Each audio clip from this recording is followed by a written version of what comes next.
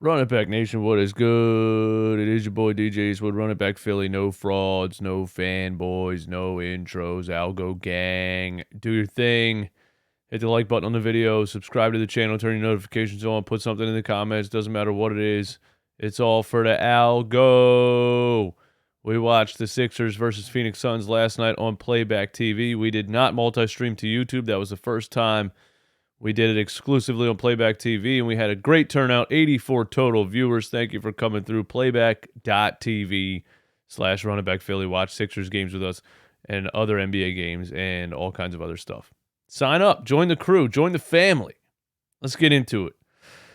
The Philadelphia 76ers lose again this time to the Phoenix Suns on a back-to-back. That's not an excuse, though, because the Phoenix Suns were on a back-to-back, and they had just lost to the Oklahoma City Thunder the night before.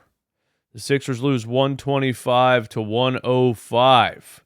We'll just briefly cover the stats and what I think about some things in this game, and then I'm going to tell you the main reason the Sixers lost this game, and I'm sure you can guess by the title, okay? We needed Tyrese Maxey to step up in this game in the absence of James Harden, and he did just that for most of the game. Tyrese Maxey, you can't complain. In 35 minutes, he gave you 37 points, 7 rebounds, 3 assists, a steal. He was 7 for 11 from three-point range. He was absolutely cooking from three-point range was Tyrese Maxey. It was beautiful to see. His sidestep threes, top of the key threes, step-back threes, the whole nine. He was on his game, and it was beautiful to see. And, 37 from Tyrese Maxey was huge. Joel Embiid didn't have the greatest game by his standards, but he still gave you 28, 10, and 4 and 2 blocks. So that just explains to you and puts into perspective how good Joel Embiid is. That on an off game, he drops 28, 10, and 2 blocks. Bismack Biyombo was giving him trouble a little bit. Bismack Biyombo is a 7-footer with a massive wingspan. He blocked Joel Embiid's jump shot a couple of times. I thought the Phoenix Suns were getting creative with the double teams and going zone and then going man and then going zone and then going man, throwing a whole bunch of different looks at us. I thought the Sixers struggled when Joel got doubled and tripled and tried to kick it out. I don't think there was enough movement. I don't think players were creating from the perimeter enough outside of Tyrese Maxey. DeAnthony Melton had a bad game. He had 5 points in 23 minutes. PJ Tucker had 5 points. He shot 1 3-pointer once again. PJ Tucker's 5 points on one 3-point attempt happened in the first quarter. We were talking about a PJ revenge game. Everything after the first quarter, we didn't see anything else from PJ Tucker, so that is what it is. Tobias Harris, trash. It is what it is. Tobias Harris, just Tobias Harris at this point. 34 minutes, he gives you 13 points and 2 rebounds.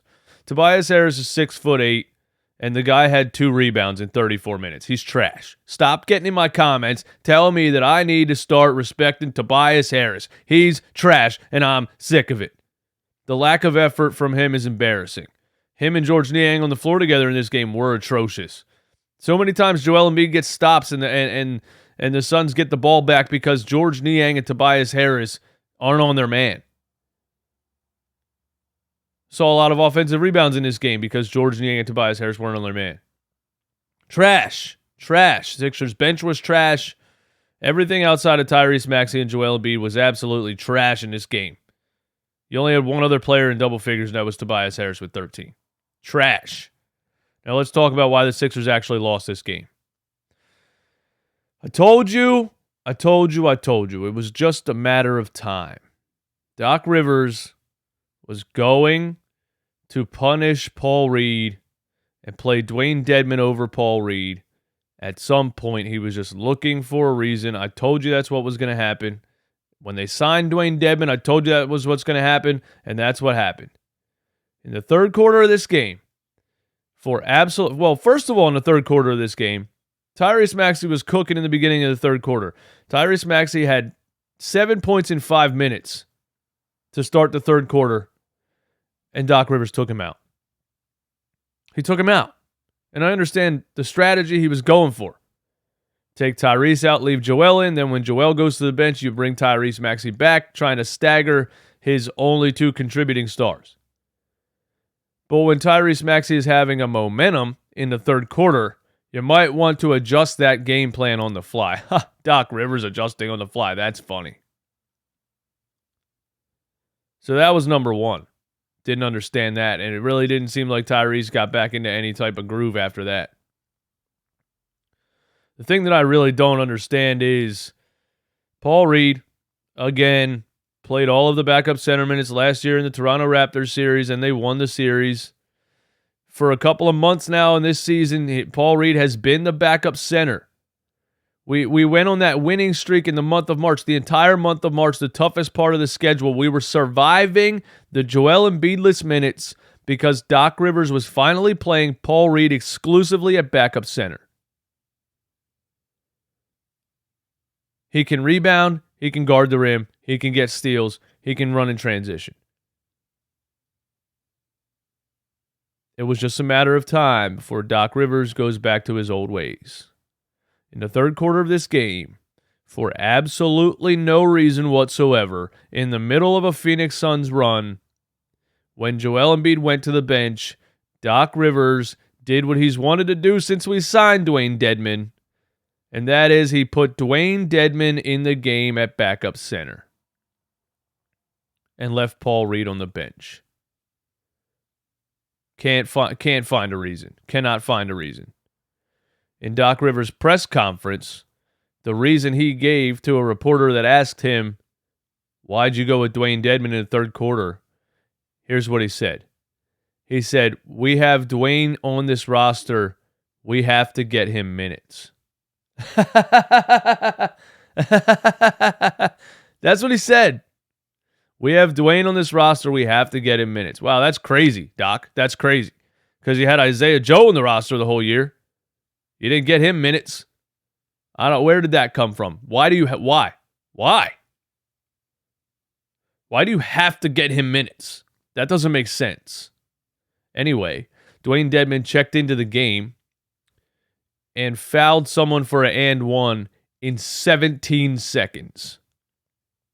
Couple of plays later, Dewayne Dedmon got absolutely smoked by, I think it was Devin Booker. In the paint, wasn't even close to contesting the shot. I'm not saying Dewayne Dedmon should be able to guard Devin Booker one-on-one. I'm not saying Paul Reed can guard Devin Booker one-on-one. But Dewayne Dedmon got smoked so hard by Devin Booker.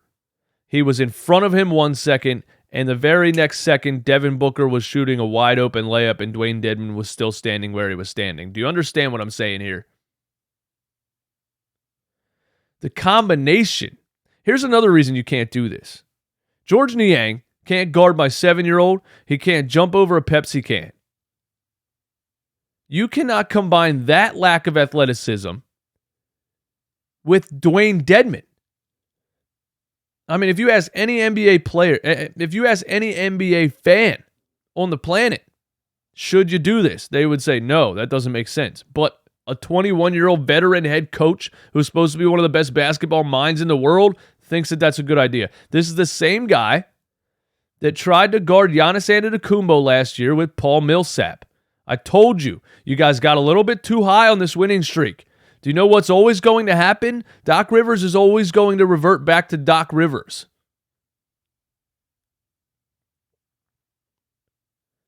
Dewayne Dedmon was a minus 11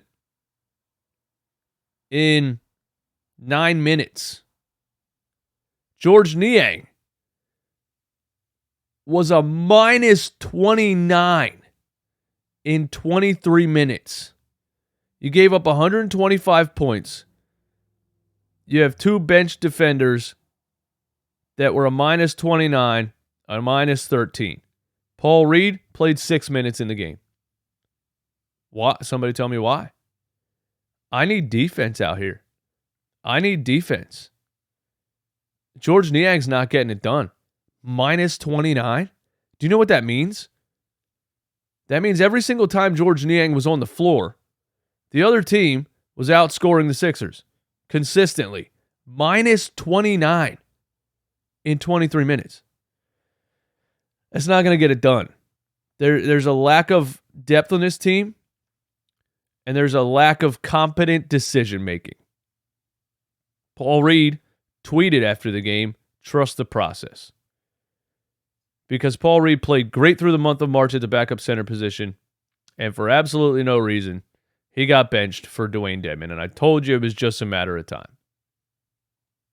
Told you. I told you. I got really nothing else left to say about this game. If there's something I forgot or left out, let me know in the comments. It's a Sunday. I'm chilling. Shout out to Bob the Cat. But listen, man, you guys thought I was being negative the whole season just to be negative? Doc Rivers is gonna Doc Rivers. And if it just happened 2 nights in a row on a West Coast road trip,